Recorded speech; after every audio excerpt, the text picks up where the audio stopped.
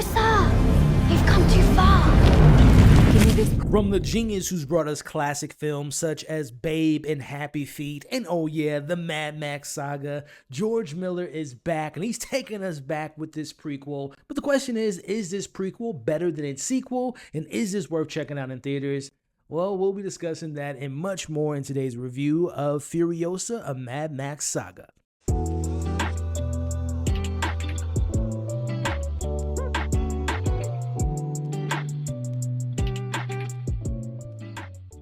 But first, let's get the conversation going in the comments section. Let me know if this is a film you all were excited to check out, but more importantly, once you've seen it, let me know your thoughts, your pros, your cons, your favorite moments, your least favorite moments. If you've seen all the Mad Max films, how would you rank this movie? Is this one of the best prequels you've ever seen? Do you want to see more from the Wasteland? Let's talk about it in the comments below. So just in case you're not familiar about what Furiosa is all about, it is indeed a prequel to the 2015 Mad Max Fury Road and follows a young Furiosa who falls in the hands of a warlord named Dementus, and it is a dark and twisted, very interesting story about vengeance. So before we get into my thoughts, I'm going to let y'all know that Mad Max Fury Road is one of my favorite films of all time. And admittedly, I was a bit nervous going into seeing this film, but the one question I had before seeing this to the director George Miller was, Question is, do you have it in you to make it epic?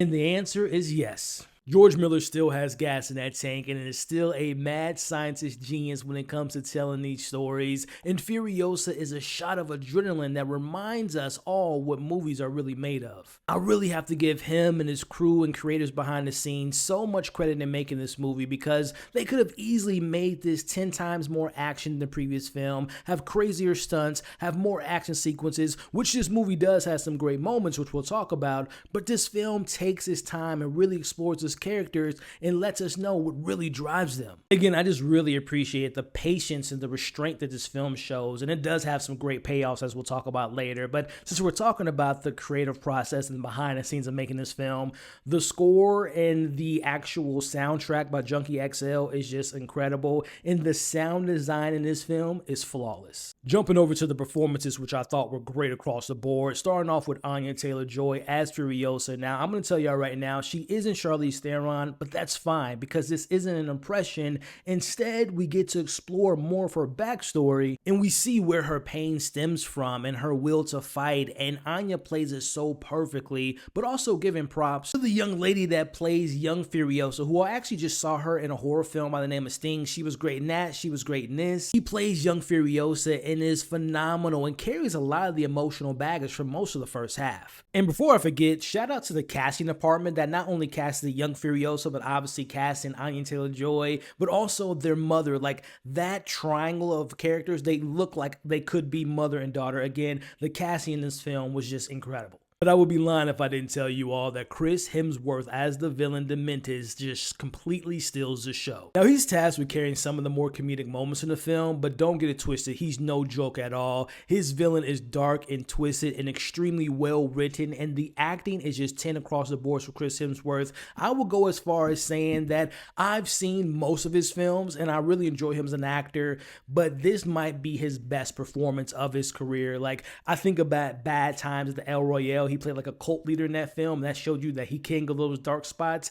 He is even better in this movie. And like I said, I love Chris as an actor, but this might be his best performance of his career. Now, I want to backtrack and talk more about the patience that this film has, because it is very important to the pacing. It takes its time in establishing a story and building out this world. We get to explore places that we heard about in Fury Road, and we get to see and explore more of the Wasteland. We visit multiple places. We spend time there, such as going to the Bullet Farm or Gas Town, and I really appreciated getting to spend time in those places. Again, talking about the film taking its time to really allow the audience to sink in with certain emotions, you get to feel the hurt, the pain, the anger, the sadness, the desperation from these characters, and I really got to understand the chaotic nature of what this Wasteland has to offer. I mean, we get to see the politics of the Wasteland. We get to see these inner battles within different groups. Again, I really appreciate the world building, because to me, it was on point. Now, of course, I can't talk about a Mad Max film without talking about the incredible action sequences. To me, this was on par with the Fury Road action sequences and just completely breathtaking, especially my favorite sequence involving an ambush for fuel.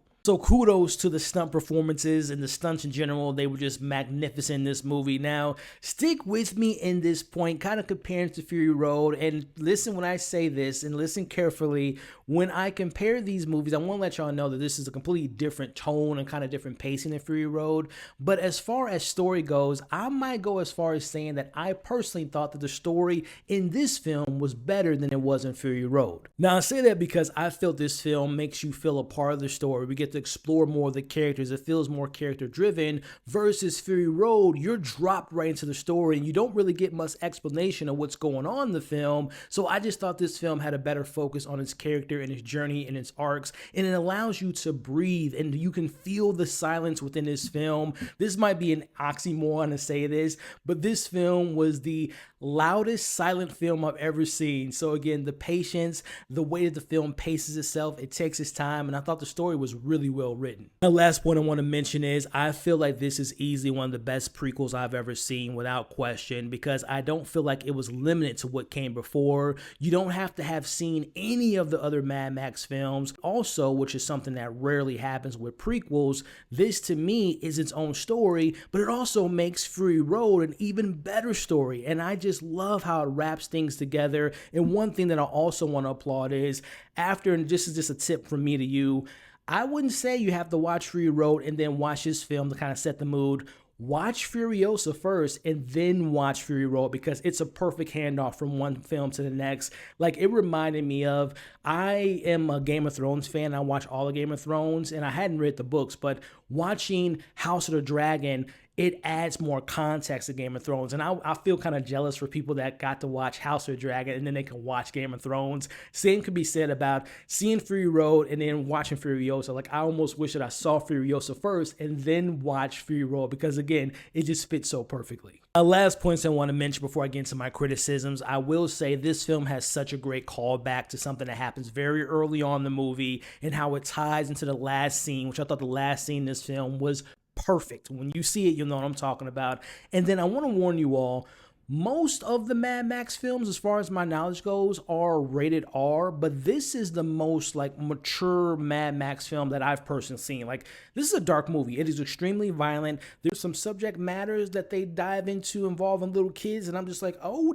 I didn't expect that. And again, the violence is there too. So this is easily the darkest Mad Max film. But I say all that to get into my criticisms. This film doesn't come without its flaws, and I want to start off by saying, now, it took a bit for me to settle into its pacing, because I can't stress enough, this isn't Mad Max Fury Road. The action is present in this movie, but it's not as much action as it is in Fury Road, and the pacing isn't as furious, and it took a little bit to kind of get started within its opening scenes. Now, there are some minor nitpicks that I had. One of the things that I think of is, and stick with me here, I understand that the vehicles and the cars in Mad Max are like equivalent to having superpowers, but there was the occasional moments where it's just like you see a motorcycle doing something better than a car, or a big loaded like tank truck not being able to do certain things. So some of the illogical things you can and cannot do with a motorcycle or car became a little bit inconsistent. Again, a minor thing, but also something that kind of bothered me. This film does explore time jumping, and I wasn't a fan of how it was used at points, because I feel like there was some story left on the table, but also I felt like certain storylines were rushed towards the end because of that. One of those examples being the 40-Day War. Now, there's also a love story in this film that didn't entirely work for me, because there is a certain moment that happened that I feel like it missed an opportunity to explore the depths of a character and really explore the emotional beat, but also that particular love story kind of felt rushed to me. Now, this might be one of the weirdest comparisons when it comes to this film, but this film has a moment where it reminded me of Disney's Mulan. What? And when you see the film, you'll kind of put the pieces of what I'm getting at. But to that Mulan kind of comparison that I have, there is what I seem to call a plot hole in this film. And I'll just say there's a moment in the movie where a main character kind of escapes and goes missing, and then they reappear, and then no one questions what happened to that character. And then when they came back, they just kind of accepted it and not noticed anything. And again, think about Mulan when you're watching this, and you'll kind of understand what I'm talking about as far as like a plot hole involving why did no one question where that character went, and then when they reappeared, no one seemed to care. Last points I want to mention, there's a point in the middle of the film that kind of slows down the momentum, and to me, that's because Chris Hemsworth, who again is fantastic in this film, he's absent in those moments, and his absence was felt. Now, last thing I want to mention, because it is very noticeable, and I am someone, like I mentioned, I love Fury Road, I have the Blu-ray, I have the extended cut, I've watched the behind the scenes of that movie, and I say all that to say, I know how detailed and meticulous George Miller as a director is, and how he takes his time and really setting the action and making sure that everything is as practical as possible. This film has a lot of practicality, and I appreciate that, but this has a large amount of CGI. And not that Fury Road didn't have CGI, but it was more seamless. Like, you couldn't tell what was practical or what was CGI. It was flawless.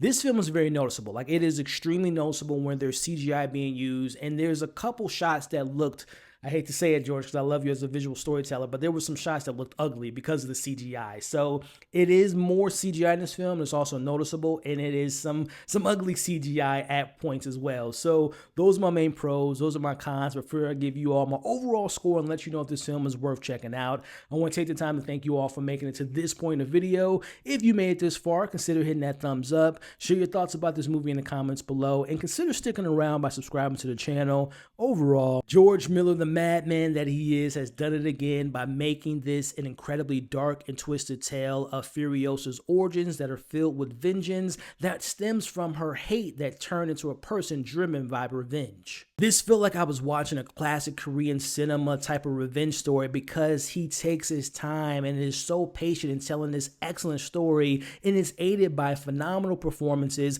and spectacular craftsmanship by the entire crew. While it does have its flaws, to me, this is still one of the best prequels I have ever seen, and I can't wait to get back into this world, and I can't wait to see more within the Wasteland. With all that being said, I'm going to give Furiosa a 4 out of 5, and I didn't even mention there's some Easter eggs, there's some surprises of places and characters that we've seen before that are in this movie that I love, and man, I'm just thinking about, I'm at a 4 out of 5, man. I might go 4.3, 4.4, like, this is a really good film. And again, if the question is, should you see this in theaters? Yes, this is what movies are made of. The sound design, the incredible spectacle, the storytelling, the direction, the performances. Go see this film, y'all. Like, you will not be disappointed. And kind of selfishly, I want you all to see this before we can get more Mad Max stories. So go check it out. And when you do, let me know what you all thought about it. Pros, cons. Is this one of the best prequels you've ever seen? Because like I said, I feel like it's that one of the best I've ever seen. I don't think it's better than Fury Road, but it is just such an excellent film. So share your rankings, all your thoughts in the comments below. Thank you all again for watching today's video. You all are awesome. Stay safe, and I'll catch you all on the next breakdown.